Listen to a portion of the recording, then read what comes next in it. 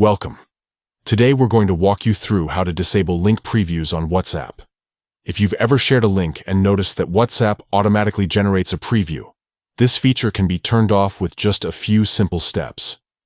Let's get started. First, open the WhatsApp app on your mobile device. Once the app is open, look at the top right corner of your screen.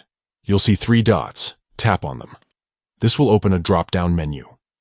From the menu, select Settings. This will take you to the main settings page of WhatsApp. Next, tap on Privacy. Once you're in the Privacy section, scroll down until you see an option labeled Advanced. Tap on it to proceed. Inside the Advanced section, you'll find a toggle switch labeled Disable Link Previews.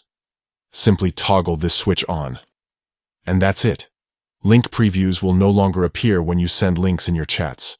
This feature ensures that links shared in your conversations appear as plain URLs without any automatic previews.